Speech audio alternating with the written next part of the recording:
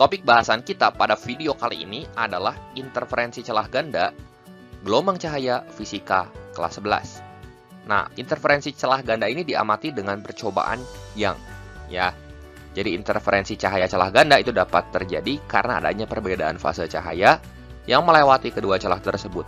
Syaratnya sumber cahaya harus koheren, sehingga amplitudo, fase, dan panjang gelombang menghasilkan nilai beda fase yang tetap. Berikut ini ilustrasi untuk interferensi celah ganda.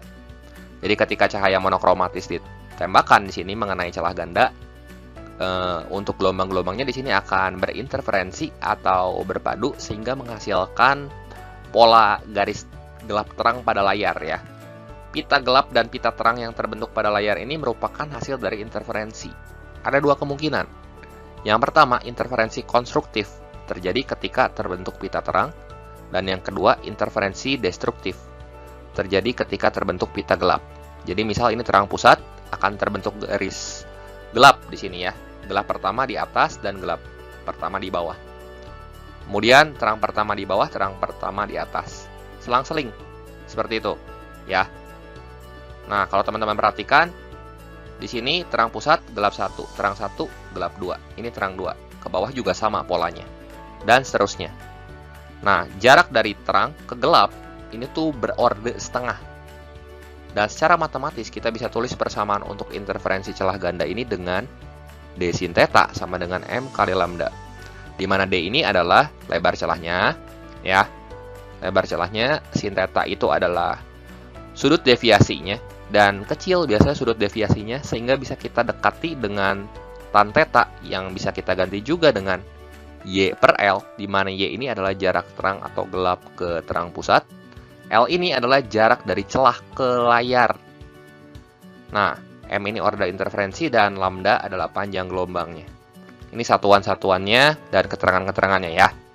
Silakan teman-teman catat, dan yang penting itu pada interferensi celah ganda, kalau order terang, misalnya terang pertama M-nya 1, terang kedua M-nya 2, terang ketiga M-nya 3, gitu ya. Kalau gelap kita kurangi setengah. Gelap pertama 1 kurang setengah ya setengah. Gelap kedua 2 kurang setengah 1 setengah. Gelap ketiga 3 kurang setengah 2 setengah. Nah, supaya lebih jelas, kita akan bahas beberapa contoh soal. Pastikan teman-teman simak videonya sampai habis, jangan di skip-skip, supaya teman-teman dapat informasi yang utuh tentang materi dan contoh-contoh soal interferensi celah ganda gelombang cahaya berikut ini. Oke, sekarang kita coba contoh soal yang pertama. Nah, ini dasar ya. Kalau misalnya teman-teman tahu untuk menentukan orde, nanti ke belakang untuk menentukan besaran-besaran lain jadi gampang. Nah, khusus untuk interferensi celah ganda ya, dan difraksi pada kisi atau celah banyak. Nah, untuk menentukan orde-ordenya pada jarak yang dibentuk oleh terang atau gelap ke terang pusat, ini tinggal teman-teman ikutin. Kalau terang, ikutin. Terang pertama berarti M-nya jelas 1. Terang kedua M-nya 2. Terang ketiga M-nya ya 3. Terang kelima M-nya 5. Terang ketujuh M-nya 7. Sampai sini paham ya? Kalau gelap tinggal kita kurangin setengah. Kalau gelap pertama berarti 1 kurang setengah ya hasilnya 1/2 ya setengah. Gelap kedua 2 kurang setengah 1/2. Gelap ketiga 3 kurang setengah ya 2/2. Gelap kelima 5 kurang setengah 4/2. Gelap ke-9 9 kurang setengah 8/2. Sampai sini paham kan? Nah, kita lihat lagi contoh berikut. Tentukan orde ya pada jarak yang dibentuk oleh terang ke-7 dan gelap ke-9. Gelap ke-9 M-nya 8/2. Kita kurangin 9 kurang setengah kan 8/2. Dikurangi terang ke-7. Terang ke-7 ya 7. 8/2 kurang 7 ya 1/2. Lagi, tentukan orde pada jarak yang dibentuk antar pita terang yang saling berdekatan. Ini yang biasa suka ditanya di ujian-ujian ya. Jadi kita ditanya misalnya berapa lebar antar celah ya, atau misalnya jarak celah ke layar, atau jarak dari terang pusat, tapi kita harus bisa nentuin ordenya. Nah, lihat, jarak yang dibentuk antar pita terang yang saling berdekatan. Kita ambil contoh aja terang pertama dan terang kedua. Ini M-nya 1, ini M-nya 2. Kita kurangin aja. Jadi 2 kurang 1 ya 1. Tentukan orde pada jarak yang dibentuk oleh pita gelap dan terang yang saling berdekatan. Terang pertama sama gelap pertama punya orde berapa nih? 1 kurangi setengah. Ya, hasilnya pasti setengah. Lagi, tentukan orde pada jarak terdekat pita gelap pertama dengan pita terang kedua. Pita gelap pertama berarti M-nya. Pita terang kedua M-nya 2 ya. Pita gelap pertama berarti M-nya setengah. 1 kurang setengah kan. Ini 1,5. Ini kalau jarak terdekat seperti ini. Mirip sama yang soal yang ini, yang kedua ya. Nah, sekarang kalau soalnya seperti ini. Orde pada jarak terjauh pita gelap pertama dengan pita terang kedua. Kalau jarak terjauh kita harus gambar aja di sini. Ya, polanya kurang lebih seperti ini. Misal ini terang pusat.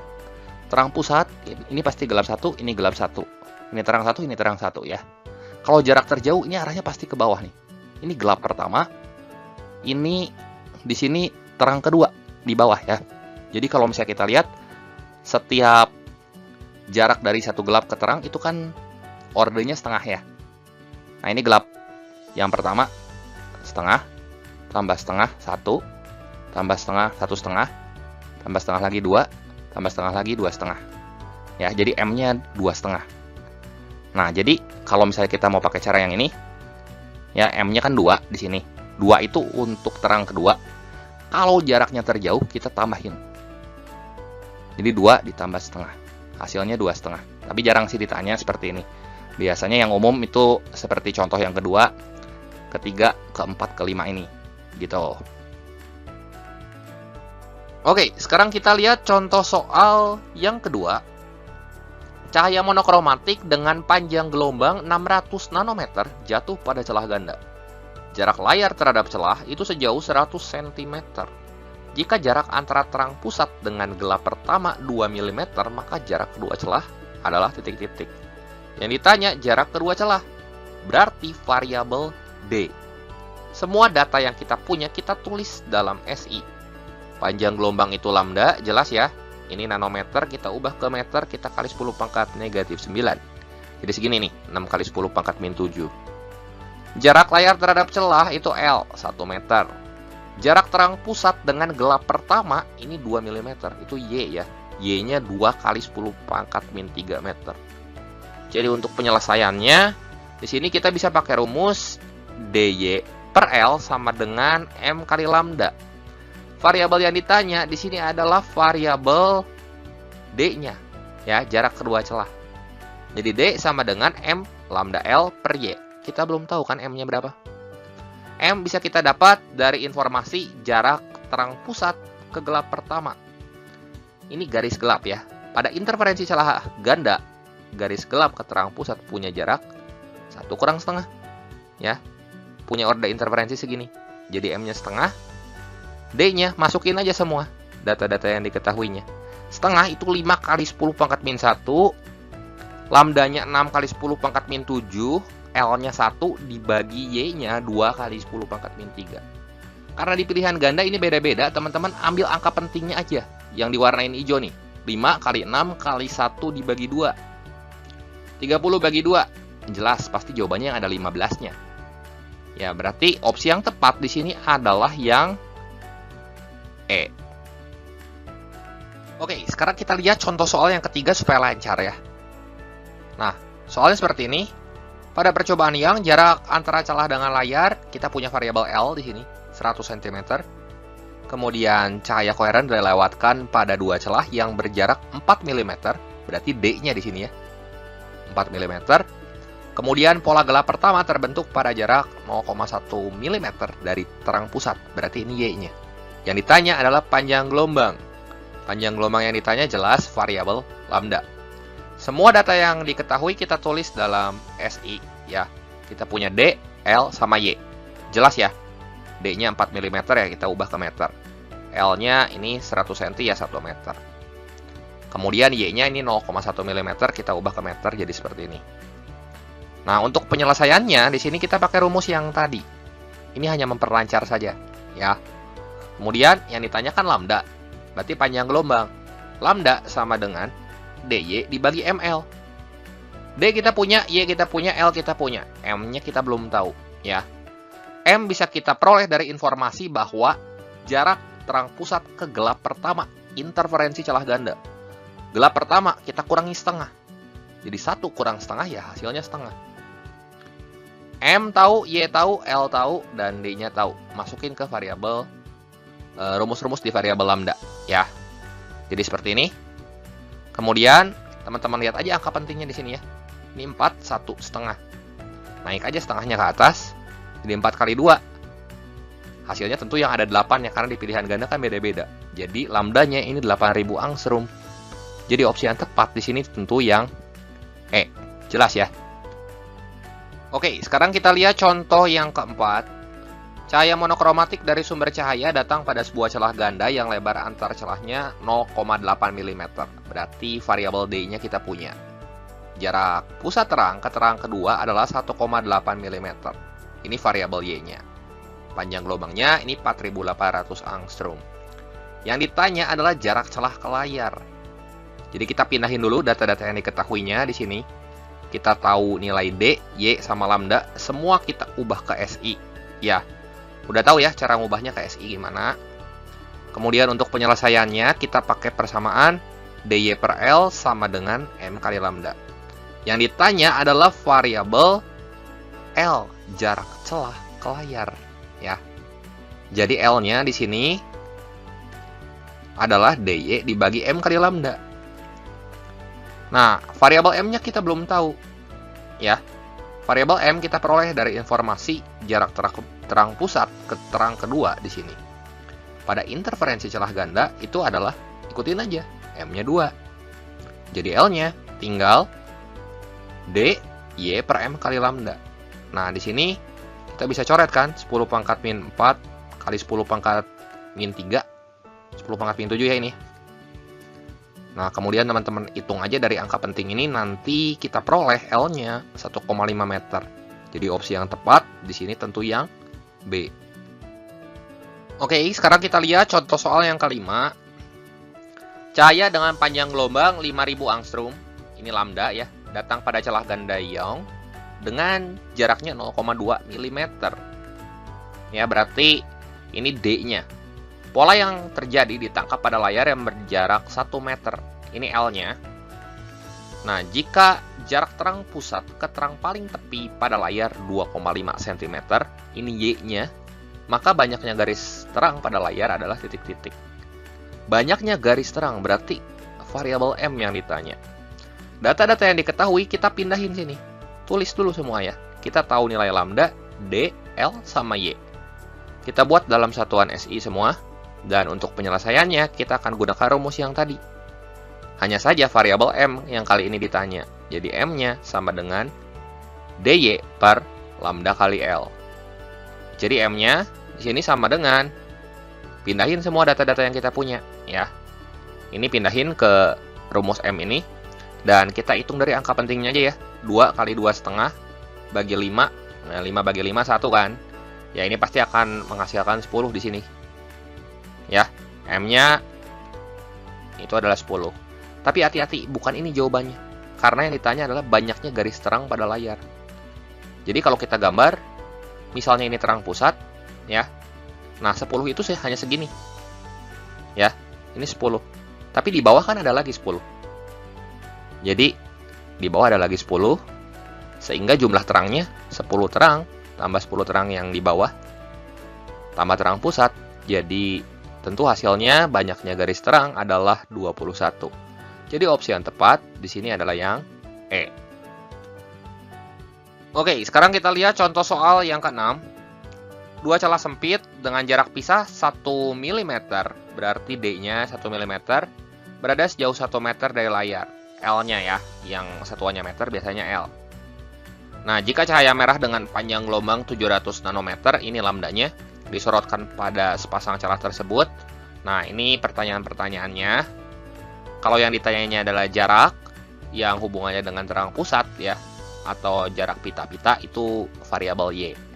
Semua data-data yang diketahui kita tulis di sini dalam satuan SI. Kita punya apa aja di sini? D, L, sama lambda ya. Nah, untuk penyelesaiannya, teman-teman bisa gunakan rumus dy per L sama dengan M kali lambda. Karena yang ditanyanya adalah Y, berarti Y di sini adalah M kali lambda L per D. Lihat di sini dari soal A sampai D supaya kita cepat ngerjainnya. Nah, yang berubah-berubah itu adalah nilai M-nya ya. Jadi lambda L per D-nya kan tetap ya. Jadi kita cari nilai lambda L per D-nya. Masukin angka-angkanya semua ke sini. Ini kalau kita hitung hasilnya 7 kali 10 pangkat min 4. Nah, berarti Y-nya ini adalah M kali 7 kali 10 pangkat min 4. Nah, kalau udah tahu gini, buat ngerjain soal A sampai D jadi cepet ya. Untuk soal A, jarak terang pusat ke gelap kelima. Pada interferensi celah ganda, kalau gelap kita kurangin setengah. Jadi gimana coba? 5 kurang setengah ya hasilnya 4 setengah atau 9 per 2. Jadi Y-nya tinggal kita kaliin sama 7 kali 10 pangkat min 4. Ini hasilnya adalah 31,5 kali 10 pangkat min 4 meter. Jelas ya? Soal B, terang pusat ke terang ketiga. Terang ke terang. Artinya M-nya ikutin aja pada interferensi celah ganda. Ini 3 ya. Kaliin sama 7 kali 10 pangkat min 4. Kita dapat hasilnya segini. 21 kali 10 pangkat min 4 ya. Soal C. Sekarang jarak terdekat gelap pertama ke terang kedua. Nah, untuk terang kedua M-nya 2 ya. Gelap pertama 1 kurang setengah ya setengah. Jadi 2 kurang setengah 1 setengah atau 3 per 2. Kali sama di sini 7 kali 10 pangkat min 4. Kalau kita hitung hasilnya 10,5 kali 10 pangkat min 4 meter. Nah, untuk jarak terjauh hati-hati. Kalau soalnya jarak terjauh di sini kita gambar pitanya seperti ini. Ya. Jarak terjauh gelap pertama di mana? Di sini kan, di atas terang pusat. Ya. Dengan garis terang kedua. Terang kedua jarak yang paling jauh berarti ini ke bawah, bukan ke atas. Dia harus ngelewatin terang pusat supaya hasilnya maksimum. Ya, jaraknya terjauh. Nah, lihat dari sini berarti satu orde kan setengah. Ini 2, 3, 4, 5 kali setengah ya 2 setengah ya. Khusus untuk jarak terjauh berarti di sini 2 tambah setengah ya hasilnya 5 per 2. Jadi kita kaliin sama 7 kali 10 pangkat min 4. Nanti kalau kita hitung hasilnya 17,5 kali 10 pangkat min 4 meter. Oke, sekian dulu pembahasan singkat kali ini mengenai interferensi celah ganda gelombang cahaya fisika kelas 11 kali ini. Sebagai penutup, saya sertakan satu soal latihan yang bisa teman-teman sekalian coba. Silakan teman-teman coba dan semoga bermanfaat. Jangan lupa subscribe buat yang belum ya. Terima kasih untuk perhatiannya. Sampai jumpa di video saya yang berikutnya.